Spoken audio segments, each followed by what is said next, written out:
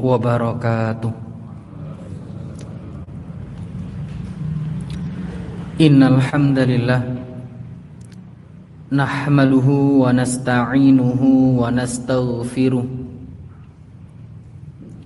wa na'udzu billahi min syururi anfusina wa min sayyiati a'malina.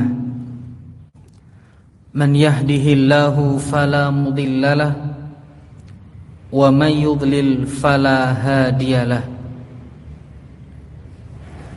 Asyhadu an la ilaha illallah wahdahu la syarikalah wa asyhadu anna Muhammadan abduhu wa rasuluh.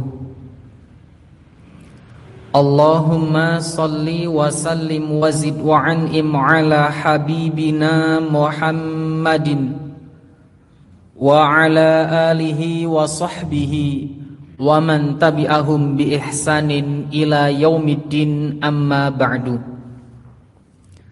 Ikhwani fiddin rahimani wa rahimakumullah. Alhamdulillah, pada malam yang berbahagia ini kita bisa kembali bersama-sama duduk dalam majelis ilmu dalam rangka mempelajari firman-firman Allah dan hadis-hadis Rasulullah. Mudah-mudahan kita senantiasa diberikan keistiqomahan oleh Allah Subhanahu wa ta'ala. Dan mudah-mudahan ma'asyiral muslimin yang dimuliakan oleh Allah, sebagaimana apa yang disampaikan oleh Rasulullah, bahwasannya ketika kita mengharapkan suatu ketenangan dalam hidup, salah satunya bisa kita raih dengan duduk dalam majelis ilmu. Karena yang turun adalah rahmat, ketenangan dari Allah Subhanahu wa ta'ala. Tapi jangan sampai kemudian ngantuk itu berarti tanda saking tenangi. Karena ngantuk datangnya dari angop itu dari mana? Nah, sudah, ojo gawe alasan. Ya. Jangan salah artikan ya. Sebagaimana telah kita bahas di bab yang sebelumnya, kalau angop itu datangnya dari makanya suruh melawan. Kalau nggak bisa ngelawan ditahan. Ikhwani fiddin rahimani wa rahimakumullah. Insyaallah pada kesempatan hari ini kita akan melanjutkan pembahasan kita di poin yang keempat tentang adab berobat. Masih di poin yang keempat, dan mudah-mudahan pada kesempatan hari ini bisa kita tuntaskan. Di antara poin yang keempat, bahwasannya di antara adab berobat yaitu tidak menggunakan obat-obatan yang diharamkan. Kaum muslimin yang berbahagia, dalam masalah berobat dengan sesuatu yang diharapkan ini, setidaknya ada beberapa poin yang harus kita rinci. Yang pertama, bahwasannya pengobatan yang diharamkan ini diantaranya adalah dari segi caranya. Di antaranya apa? Menggunakan ruqyah syirkiyah. Ya. Dibacakan mantra-mantra yang tidak bersumber dari Al-Qur'an dan hadis. Betapa banyak ini banyak dijumpai. Sing diwaca iku gak jelas, Al-Qur'an ya ora, doa-doa dari hadis juga enggak. Dan pakai bahasa-bahasa apa biasanya? Yang tidak bisa dipahami. Ini adalah salah satu bentuk mantra. Maka ini harus kita berhati-hati. Pengobatan yang diharamkan salah satunya yaitu ketika dibacakan atau menggunakan ruqyah syirkiyah. Dan tentu sekali lagi ini adalah sesuatu yang haram. Dan Rasul pernah mengingatkan kita, man ata'arrafan, siapa yang mendatangi tukang ramal atau dukun dan selainnya. Atau dalam riwayat yang lain, man atakahinan, siapa yang mendatangi dukun au arrafan atau tukang ramal, membenarkan ucapannya, ya, fasaddaqahu bima yaqul, dia membenarkan apa yang diucapkan. Faqad kafara bima unzila ala Muhammadin, maka sejatinya dia telah kufur pada Al-Qur'an yang telah diturunkan kepada Nabi Muhammad. Hadis ini diriwayatkan oleh Imam Ahmad dan status hadis ini adalah hasan. Dan ini enggak menutup kemungkinan, pada pembahasan yang lalu telah kita sampaikan, orang yang sakit sudah enggak peduli dia, yang penting sembuh. Sehingga biasanya dijaluk nih apa? Ono sing ngarani omben. Sebenarnya omben itu enggak masalah kan, yo banyu. Sing jadi masalah itu apanya? Dibacakan. Bener boten? Biasanya seperti itu. Kula nggih mboten ngertos wong dereng nate ndugeni kok. Ya. Ini yang menjadi masalah itu di sini. Ketika dibacakan mantra-mantra atau lafaz-lafaz yang tidak bersumber dari Al-Qur'an dan hadis, maka berhati-hati. Jadi ini yang pertama, bahwasanya pengobatan yang diharamkan yaitu pengobatan yang di dalamnya dibacakan ruqyah syirkiyah, lafaz-lafaz yang tidak bersumber dari Al-Qur'an dan Sunnah. Termasuk di dalam masalah ini yaitu dengan pengobatan dengan memakai jimat-jimat dan semisalnya. Ini sengaja kita rinci untuk kehati-hatian kita. Karena pengobatan yang haram itu tidak hanya dari zatnya yang diminum, tapi juga bagaimana dia berobat. Mendatangi dukun, kemudian dikasih apa biasanya? Jimat. Biasanya jimatnya warna apa? Hitam. Ya, dikalungkan di sembarang kalir. Memakai jimat untuk pengobatan atau agar terhindar dari penyakit adalah termasuk perbuatan yang dilarang dalam agama kita. Suatu saat Rasulullah SAW melihat ada seseorang yang mengenakan gelang dari bahan kuningan. Maka Nabi berkata pada orang tersebut, "Apa ini?" Jawab orang tersebut, "Ini aku pakai sebagai penangkal sakit." Saya teringat dulu waktu masih kecil, anak kecil-kecil itu disuruh pakai gelang dari pring kuning. Dulu waktu masih kecil, pring kuning. Karena isunya ben gak kena amu enyi loro. Atau apalah, intinya seperti itu. Disuruh pakai apa namanya? Sesuatu pokoknya yang berbahan dari pring kuning. Subhanallah, itu pakai kabeh itu. Ini kan menjadi PR bagi kita semua nantinya dalam medan dakwah. Bukannya tugas ustadz, kita semua. Dia memakai itu tujuannya apa? Penangkal dari sakit, agar dia terhindar dari bala, terhindar dari apa? Bencana. Apa gara-gara maca sejarah Indonesia merdeka gara-gara apa? Bambu runcing, akhirnya gawe pring kuning gitu loh. Tapi ya nggak nyambung ini. Pakai pring kuning semuanya, tujuannya untuk penangkal bala. Padahal Nabi mengingatkan, "Ama innaha la taziduka illa wahnan." Lepaskan itu karena ia tidak akan menambah kepadamu kecuali kelemahan. Orang yang memakai jimat itu sudah menggantungkan dirinya pada jimat itu. Nek gak nggawe koyok-koyok ono sing ilang. Leres mboten? Seolah-olah ada yang hilang, dia sudah gak pede lagi. Dia gak semangat lagi. Karena sudah digantungkan semuanya pada dia. Ya. Fa innaka law mita wa hiya 'alaika ma aflahta abadan. Kata Nabi, jika engkau meninggal sementara gelang itu masih engkau kenakan, niscaya engkau tidak akan selamat selama-lamanya. Dan ini masih banyak dipakai ini sebagai tolak bala, agar terhindar dari penyakit dan lain sebagainya dan lain sebagainya. Kalau dulu ya mungkin ya dipakaikan di leher atau dipasang di mana? Biasanya kalau dulu di bantal, Pak. Sama buyut-buyut kita itu ditaruh di bantal. Ditaruh di dalamnya. Wallahu a'lam kalau di Malang seperti apa. Sami, Pak. No, terus pundi? Sama. Kalau enggak dikalungkan, ditaruh di di bantal dan lain sebagainya. Tujuannya apa? Yaitu terhindar dari bala. Dan Nabi juga mengingatkan, man 'allaqa tamimatan faqad asyraka. Siapa yang menggantungkan jimat maka dia telah berbuat syirik. Hadis ini diriwayatkan oleh Imam Ahmad dan hadis ini sahih. Jadi berobat dengan sesuatu yang haram selain zatnya, ya ini juga harus kita perhatikan. Jangan berobat dengan yang semacam tadi, ada jambi-jambi yang mantra-mantra,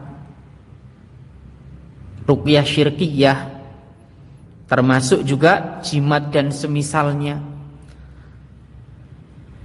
Kemudian berikutnya, haram dari jenis yang dikonsumsi seperti berobat dengan khamr. Ini tentu tidak boleh, karena pengobatan dan segala sesuatu yang najis memang dilarang dalam agama kita, apalagi yang haram. Rasulullah pernah bersabda, ibadallah, wahai hamba Allah, tadawa wala tadawa biharamin, berobatlah kalian dan jangan berobat dengan yang haram. Nabi sudah melarang kita jangan berobat dengan sesuatu yang haram. Makanya tugas kita untuk belajar kembali agar kita tahu mana yang diharamkan dan mana yang dihalalkan, mana yang diperbolehkan dan mana yang diharamkan. Penting kita belajar masalah ini. Dan Ibnu Mas'ud radhiyallahu an pernah berkata tentang sesuatu yang memabukkan, innallaha lam yaj'al syifa'akum fima harrama 'alaikum. Sesungguhnya Allah tidak menjadikan kesembuhan kalian pada sesuatu yang diharamkan atas kalian. Ini pernyataan Ibnu Mas'ud. Allah tidak akan menjadikan kesembuhan untuk kalian dari sesuatu yang diharamkan atas kalian. Ya. Termasuk ya, di suatu kesempatan ada seorang laki-laki bertanya pada Rasul terkait khamr. Khamr itu bisa dipakai obat enggak, Pak? Bisa? Ada yang pernah nyoba? Alhamdulillah enggak enak. Jadi ada seseorang yang bertanya pada Rasul tentang khamr yang digunakan untuk pengobatan. Maka Rasul menjawab, innaha laisat bidawain walakinnaha daun. Yang namanya khamr itu bukanlah obat, melainkan penyakit. Makanya tadi tidaklah Allah menjadikan sesuatu yang haram itu sebagai obat bagi kalian, tidak. Ya. Cari yang halal. Yang halal itu oke. Ya. Yang halal banyak. Bukankah Nabi pernah bersabda, innallaha anzala da'a wad dawa. Sesungguhnya Allah menurunkan penyakit dan menurunkan obatnya. Wa anzala likulli da'in dawaan. Dan menjadikan bagi setiap penyakit itu ada obatnya. Fatadawa wala tadawa biharamin, dan berobatlah kalian. Berobatlah kalian, namun janganlah sekali-kali berobat dengan sesuatu yang haram. Ini nasihat, ini wasiat, ini suatu perhatian yang harus kita benar-benar perhatikan. Jangan pernah berobat dengan sesuatu yang diharamkan. Karena bukan kesembuhan yang ada. Ma'asyiral muslimin yang dimuliakan oleh Allah Subhanahu wa taala. Ini yang disampaikan oleh Rasul.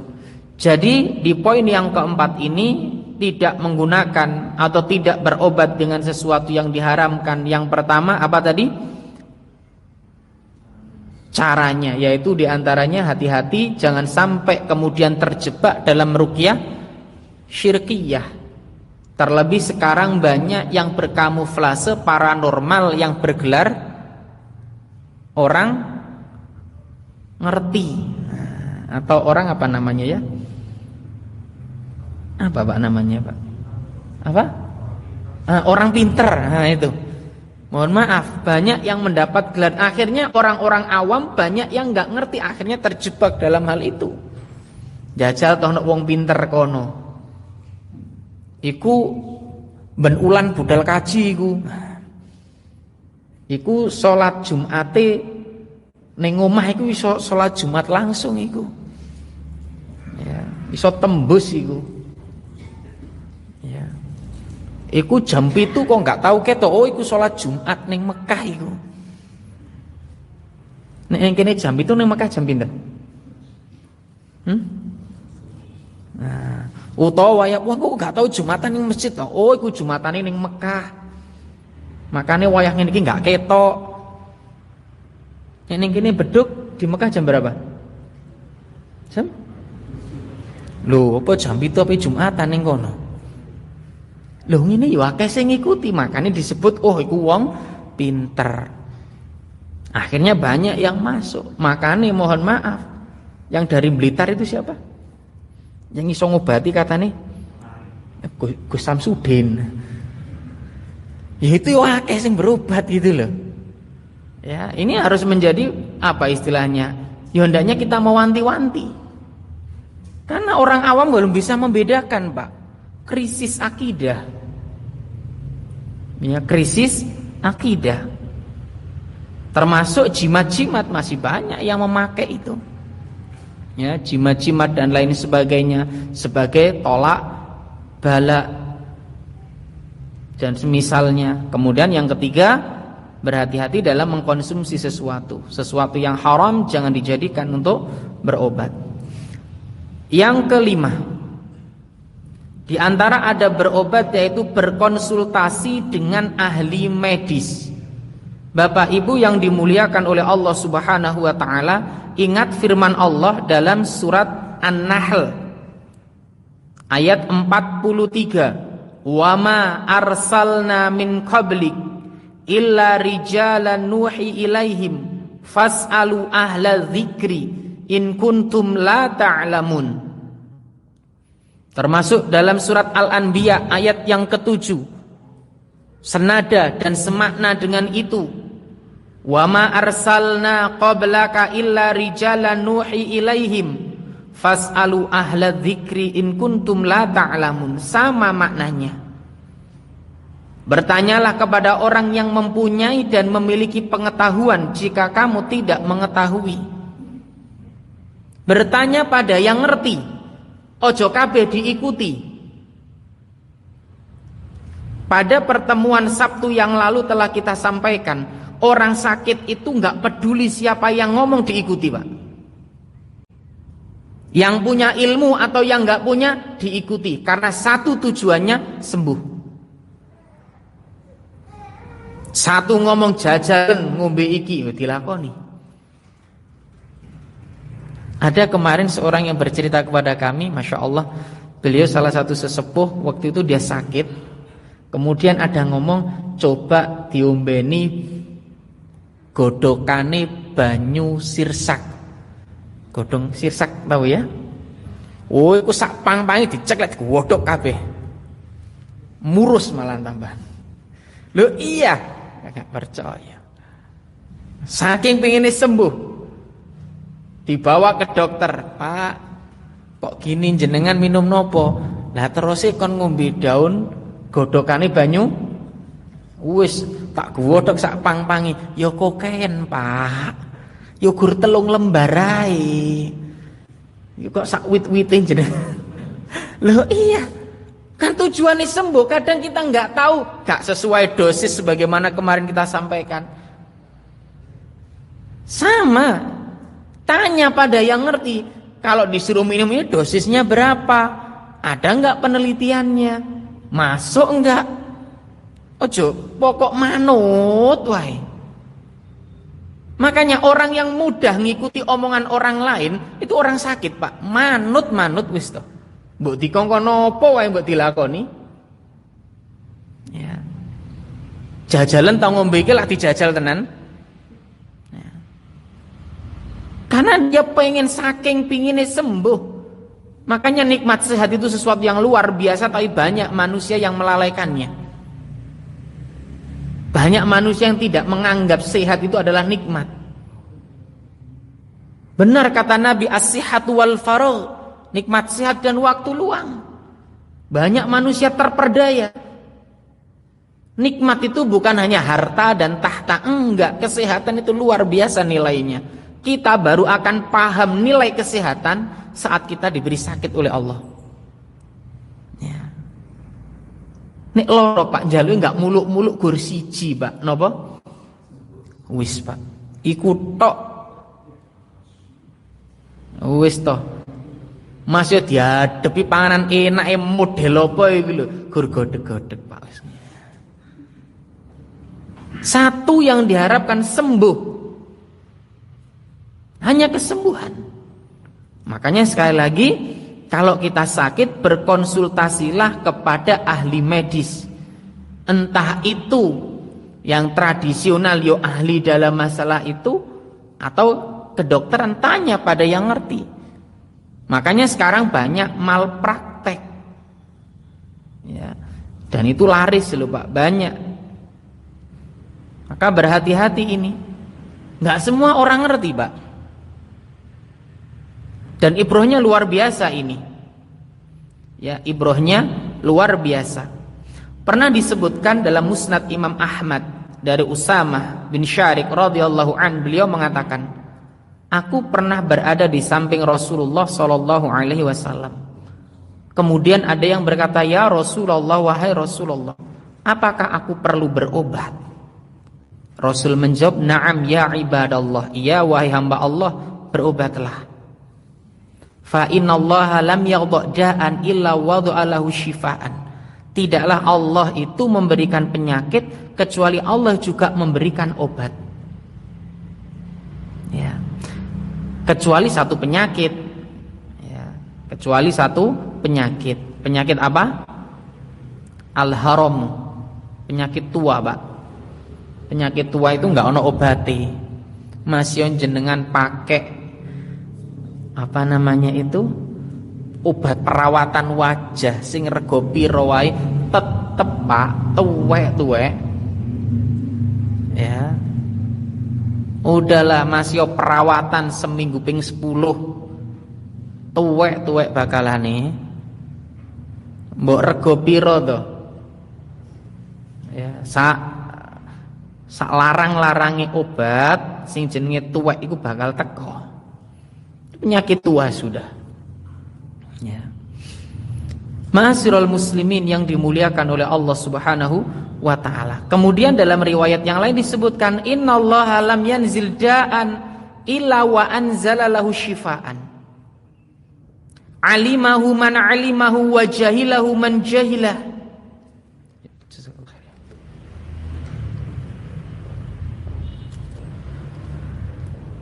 Kecuali Allah juga menurunkan obatnya tadi. Dan ada orang yang tahu, ada pula yang tidak tahu. Dalam hadis ini, ya, Rasul menggambarkan ada orang yang mengerti tentang obat, ada yang tidak mengerti. Makanya dalam berobat juga carilah dokter yang paham benar akan masalah ini, ya, yang paham benar masalah ini. Makanya dokter lah, ono dokter spesialis, ono dokter umum, ono bidan. Tapi kawak dhewe wis kadung salah kaprah. Mohon maaf lho nggih, mohon maaf. Kalau berobat kan nyari yang terbaik toh Pak, bener? Berarti sing paling apik, dokter sing kualitasnya apik kan berarti menuju ke arah yang spesialis. Bener ya? Ya itu harus kita mencari gitu loh. Untuk berobat yang lebih paham. Ini perintahnya Nabi loh. Ada yang tahu, ada yang enggak. Untuk kesehatan, untuk kesembuhan, carilah yang spesialis kalian. Ya. Wong kadang podo-podo spesialis wae, kadang-kadang apa? Ono sing luweh apa ya? Jam terbangnya tinggi, ada yang belum. Ya ini Bapak Ibu, cari yang berpengalaman. Cari yang ilmunya lebih tinggi. Apa? Untuk apa? Untuk keselamatan kita. Karena begitu banyak saat ini malpraktek itu. Apalagi pengobatan yang mohon maaf, yang belum ada penelitiannya, baik dari kedokteran atau manapun yang kemudian mengklaim. Ini hati-hati. Ya, kita berhati-hati. Ini harus kita waspadai. Karena faktor yang tadi kita sampaikan, pokok nek wong loro jalukane siji pak sembuh. Mbah piye wae carane dilakoni. Maka carilah yang ahli, yang spesialis lah kalau bisa. Nek bidan itu biasanya ngobati sinten Pak? Spesialisnya seharusnya ibu dan anak, bener nggak? Bener ya. Tapi nek ning desa kan sembarange malah ini ning bidan Pak. Ya nggak apa-apa selama punya ilmunya kan gitu. Tapi kan sejatinya bidan itu dididik dan dibina tujuannya untuk mengobati ibu dan anak. Spesialisnya kan itu. Wallahualam kalau di kota mungkin enggak, tapi ning desa kan enggak ono dokter spesialis. Wong kita aja kalau mau dokter spesialis harus ke kota. Sumber Manjing adanya bidan karo dokter umum. Ya wis. Ya, dan kami sendiri merasakan gitu loh. Nek dokter umum itu kok ya gak mari-mari Pak. Ya tentunya kesembuhan dari Allah Subhanahu wa ta'ala. Tapi kan kita juga harus berikhtiar. Ya. Karena mereka nggak tahu seperti apa. Lebih detailnya seperti apa. Maka sekali lagi, alimahu man alimahu wa jahilahu man jahilahu. Ada yang mengetahui dan ada pula yang tidak mengetahui. Maka dari sinilah kita harus mencari ahlinya. Ini juga ibrah dalam masalah agama juga demikian. Kalau ada dua dokter, satu dokter umum, satu dokter spesialis mengatakan, oh fulan ini seharusnya minum ini saja. Dokter umum ngomong ngombe A, dokter spesialis ngomong B. Mana yang kita ikuti? Yang A atau B? Dokter umum ngomong, Pak jenengan jajal ngombe iki. Yang dokter spesialis jenengan ngombe iku. Yang kita ikuti? Iku, gitu kan? Karena sudah dia memiliki ahlian lebih. Lah dalam agama juga demikian. Kalau ada ahli ilmu yang mengatakan, oh ini haram, dan ada orang yang nggak pernah belajar ilmu kemudian mengatakan halal, yang kita ikuti tentu ahli ilmu, ikuti itu. Dalam masalah periwayatan hadis juga, jika ada ahli hadis, ya, ahli hadis mengatakan bahwasanya sanad hadis ini atau kedudukan hadis ini dhaif, kemudian ada ulama yang B, dia bukan ahli dalam masalah hadis, mengatakan ini adalah hasan, maka yang didahulukan yang mana? Yang ahli hadis. Ini yang kita dahulukan. Jelas? Ini juga ibrah ya, pelajaran buat kita. Mengambil pendapat dari yang ahli dalam bidang tersebut. Itu lebih didahulukan. Ya. Ma'asyiral muslimin yang dimuliakan oleh Allah Subhanahu wa ta'ala. Yang ke berikutnya, keenam. Di antara adab berobat yaitu meyakini bahwa kesembuhan itu datangnya dari Allah. Ini yang harus kita yakini. Yang sakit atau dokternya harus menyadari kesembuhan itu datangnya dari Allah. Sebagaimana yang kita sampaikan pada pembahasan yang lalu. Tidak boleh seorang kemudian mengatakan kalau bukan karena dokter aku nggak mari, nggak boleh. Ataupun dokternya ngomong nih kak, gara-gara aku ya paling aku nggak ketolong. Ini dilarang dalam agama kita. Tidak ada yang mampu memberikan kesembuhan dari penyakit-penyakit kita kecuali Allah Subhanahu wa taala. Ya. Sebagaimana yang dikatakan oleh Nabi Ibrahim alaihissalam, wa idza maridtu fahuwa yashfin. Surat apa ini? Surat apa? Para pemuda? Surat Al-Quran. Surat Asy-Syu'ara ayat 80. Dan apabila aku sakit, Allah yang menyembuhkanku. Ya, Allah lah yang menyembuhkan kita. Maksudnya Allah lah yang memberikan kesembuhan, semata-mata Allah. Dan ini wajib kita yakini. Bukankah dalam doa kita juga sering membaca Allahumma rabban nas. Kemudian bagaimana lanjutannya?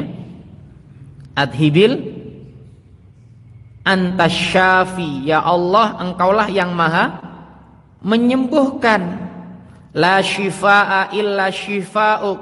Tidak ada kesembuhan kecuali kesembuhan darimu. Ya. Sifaan la yughadiru saqaman.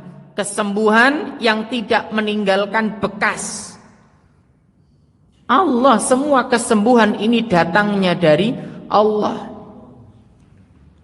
Ya, maka sekali lagi telah kita bahas di pertemuan yang lalu, ini menjadi pengingat bagi kita semua. Yang menyembuhkan kita adalah Allah. Ya. Ma'asyiral muslimin yang dimuliakan oleh Allah Subhanahu wa ta'ala. Dan poin penting saat kita sakit, berhusnudzonlah kepada Allah Subhanahu wa ta'ala. Kita itu diperintahkan husnudzon, ya, berhusnudzon kepada Allah atas apa yang kita sedang saat ini alami. Jadi saat kita berdoa itu berhusnudzonlah doa kita ini diijabahi. Ini harus. Husnudzon itu apa, Pak? Berprasangka baik. Dari Abu Hurairah radhiyallahu an, beliau mengatakan Nabi pernah bersabda, yaqulullahu ta'ala, Allah Subhanahu wa ta'ala berfirman, ana inda dhanni 'abdi bi. Aku tergantung prasangkaan hamba kepadaku. Abul Abbas Al-Qurtubi rahimahullah pernah berkata bahwasannya ketika dia berdoa, maka dia beranggapan, dia mengira, dia tanamkan dalam dirinya bahwa Allah akan mengabulkan doa-doanya. Ini kata beliau. Saat dia memohon kepada Allah, dia berharap atau dia menganggap, dia mengira Allah akan mengabulkan doa-doa yang dia panjatkan. Husnudzon kepada Allah, Allah akan mengijabahi doanya. Dan enggak boleh pesimis.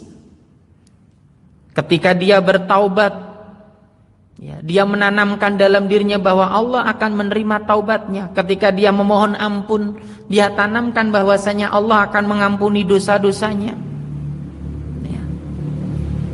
Ini yang dia tanamkan dalam diri mereka. Benar-benar menghadirkan itu semuanya.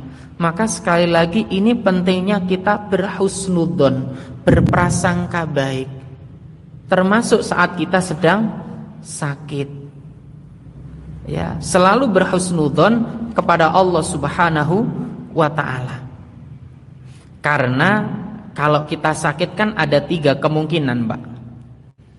Ya, saat kita sakit ditimpa sesuatu, ada 3 hal yang akan terjadi. 1, bahwasanya Allah akan mengangkat derajat kita. Benar? Yang kedua, bisa jadi ini sebagai cobaan bagi kita, menguji keimanan kita. Benar? Atau yang ketiga, ini sebagai pelebur dosa-dosa kita. Jadi kita tanamkan husnudzon kepada Allah Subhanahu wa taala, berprasangka baik. Ketika kita diuji dengan sakit, yakinlah ini akan mengangkat derajat kita semuanya. Makanya saya pernah menyampaikan, orang sepuh itu lebih banyak sakitnya, Pak. Bener ya? Yang sepuh sepakat nggak apa-apa. Orang sepuh itu lebih banyak sakitnya. Allah kalau menginginkan kebaikan pada seseorang, bila tidak tercapai dengan amalannya, Allah akan uji dengan sakit. Dengan sakitnya itu Allah akan memuliakan dia, meninggikan derajatnya. Makanya saat kita sudah berobat, ngetan, ngulon, dokter spesialis ya wis ditekani, ya rumah sakit ya gak kurang-kurang wis diteleboni, kan gitu. Kok ya gak sembuh-sembuh, husnudzonlah kepada Allah. Bisa jadi ini semua Allah ingin mengangkat derajat kita semuanya. Makanya yang sepuh-sepuh itu lebih banyak yang sakit daripada yang muda. Wis to Pak, nek jenengan wis widak munggah, yakinlah boyoin jenengan iku enggak sekuat dulu. Jenengan lungguh ngene lak wis ganti posisi ping pinten? Sing sepuh lho nggih, sing nom aja milu-milu. Iya, Pak. Sudah enggak seperti dulu lagi. Gampang ngeluh, gampang boyoen, napa malih? Asam aurat. Lengkap, sudah lengkap, wis lengkap. Ini tujuannya Allah ingin mengangkat derajat panjenengan sedaya. Sabar, husnudzonlah kepada Allah. Atau juga ini Allah ingin menguji kita sampai sejauh mana iman kita. Apa ya saya beriman? Apakah kemudian Allah akan membiarkan kita begitu saja ketika kita mengatakan qalu amanna wa hum la yuftanun? Kita sudah mengatakan beriman, kemudian Allah akan membiarkan kita. Padahal orang-orang terdahulu ketika mereka mengatakan beriman, Allah uji mereka. Maka sakit ini bisa jadi ujian bagi kita, menguji sampai mana keimanan kita kepada Allah Jalla wa'ala. Atau yang ketiga, ini menjadi pelebur dosa-dosa kita. Ya, pelebur dosa-dosa kita di masa lalu. Maka salah satu orang yang disampaikan oleh Rasulullah, salah satu orang yang diinginkan kebaikan padanya, innallaha idza aradallahu bi'abdihil khaira, jika Allah menghendaki kebaikan padanya, ajjalalahu uqubatu fid dunya, Allah segerakan azabnya di dunia. Allah timpakan ujian padanya di dunia ini. Ya wis disegerakan, biar di akhirat tinggal panen kebaikannya. Di akhirat tinggal memanen segala kebaikan yang kita tanam, dosa dihapuskan semuanya. Ini tanda-tanda orang yang Allah hendaki kebaikan padanya. Maka yang diuji sabar, yang sakit semua cara sudah kita lakukan, berobat dengan yang halal, sudah banyak berdoa, mendatangi dokter spesialis, sudah apapun dilakukan, rumah sakit kabeh wis dileboni isek rong mari-mari, maka mudah-mudahan Allah angkat derajat kita. Allah ampuni dosa-dosa kita, dan mudah-mudahan Allah berikan derajat yang tinggi kepada kita semuanya. Wallahu taala a'lam bishawab. Bismillah, ada pertanyaan. Dulu saya saat mau menikah, calon saya sama ibu saya mau dibawa ke kiai untuk melihat baik buruknya. Tapi saya nggak mau, qadarullah cerai. Jadi kadang ibu saya bilang, "Lho ngono lho nek ramanut wong tua, gak cocok dinone, gak cocok iku ini." Biasanya gitu. Nah, di sini kata ibunya, "Kalau dulu kamu nurut sama saya nggak akan jadi kayak gini." Bagaimana menyikapi dan menasihati ibu saya yang sukanya ke kiai atau dukun? Masya Allah, ini biasanya kadang banyak terjadi. Nek biasane ate rabi iku biasane siji digelekno dina sing apik. Ya, nek jenengan njaluk dina njaluk ning aku, tak kei dina apik. Jumat. Bener ya? Heeh. Ulan sing apik suro, Pak. Iku ulan apik, Pak. Gak ono wong duwe hajat. Jadi orang-orang nek buuh ning jenengan iku gak bingung ngatur dina. Loh, leres mboten? Nek suro iku gak ono buuhan. Nek besar ngono iku wong bingung. Iso wisata terop, Pak. Lah gak percaya. Nate niku sampai sedina undangan iso 4 lho, Pak. Iku nek wayah besar. Nek wayah suro ora enek. Dadi hemat, Pak. Nek jenengan pengen luwih hemat meneh ning gawe acara pas wayah poso isu-isu. Hemat jenengan, Pak. Insyaallah. Leres mboten? Hemat gak perlu konsumsi. Nek gelek dino njaluk aku tak gelekno dino. Ya, tapi kembali pada pertanyaan ini bahwasanya inilah sekali lagi bahwasanya Allah berfirman qu anfusakum wa ahlikum nar, jaga dirimu dan keluargamu dari siksa api neraka. Salah satunya dari keyakinan di mana dukun itu, karena mohon maaf dalam perspektif sebagian orang dukun ini dianggap salah satu warasatul anbiya. Mereka ini kiai, orang pintar sebagai pewaris para nabi. Mohon maaf. Jadi kita yang menganggap mereka itu dukun, para tidak normal, tapi sebagian orang itu menganggap mereka ini adalah wali-wali Allah. Loh iya, Pak. Makanya mereka masih mendatangi, makanya mereka masih mengkultuskan gitu loh.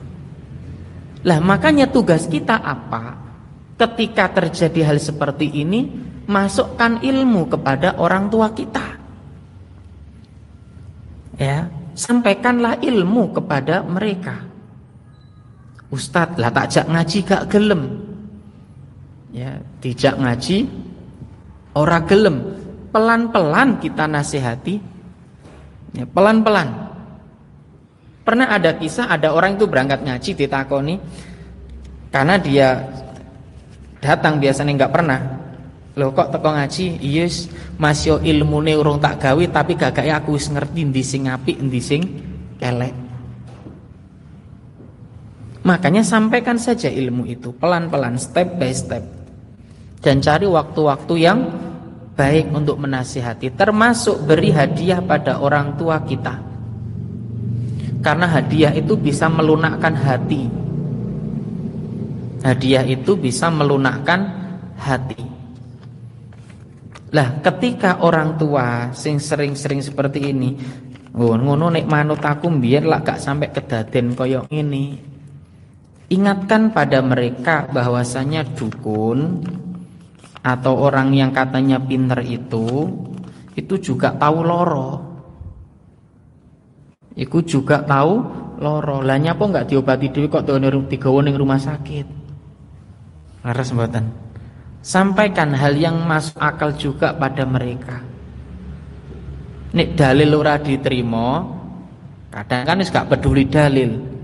Gak mereka ora ngerti Al-Qur'an, ora ngerti hadis, sampaikan. Bu, niku lho sing jenengan narangi tiyang pinter. Ya, iku nek loro ya digawa ning rumah sakit.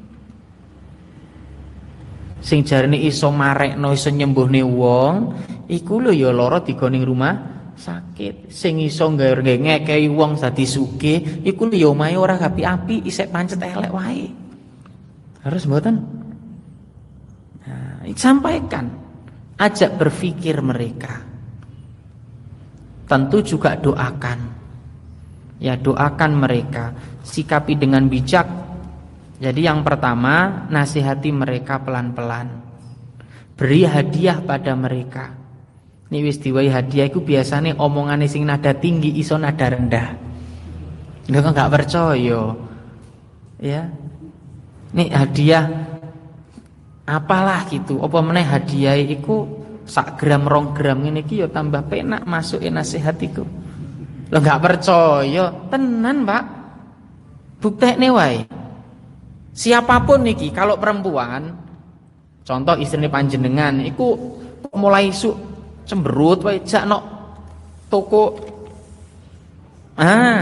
insya Allah semringah gitu. Mari ngono nasihat iku gampang masuk.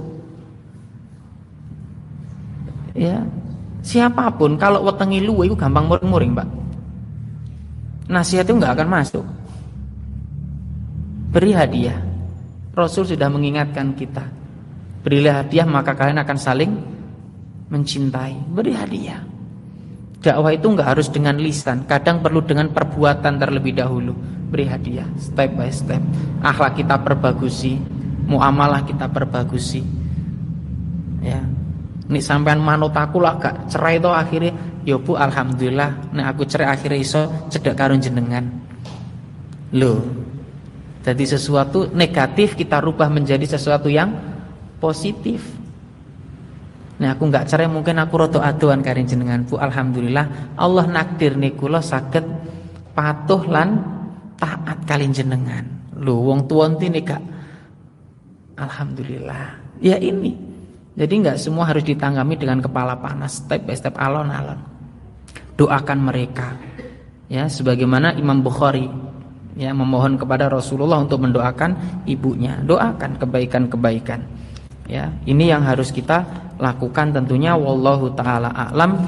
Ya, mudah-mudahan bermanfaat bagi diri kami pribadi dan jamaah sekalian. Intinya ku anfusakum wa ahlikum nar. Apalagi masalah seperti ini, ingatkan kedua orang tua kita, ya, berikan nasihat-nasihat kepada mereka, tunjukkan akhlak yang baik. Jenengan ngaji ku lho oleh opo? Bener ya? Oleh ngaji ku apa? Salah satunya akhlak yang baik, omongan kita semakin baik, muamalah kita semakin baik, ya, berhubungan semakin baik. Ini hasil oleh-oleh ngaji. Wallahu taala a'lam bishawab. Sekian kita tutup, kita akhiri dengan doa kafaratul majlis. Subhanakallahumma wa bihamdika asyhadu an la ilaha illa anta astaghfiruka wa atubu ilaik. Walhamdulillahirabbil alamin. Assalamualaikum warahmatullahi wabarakatuh.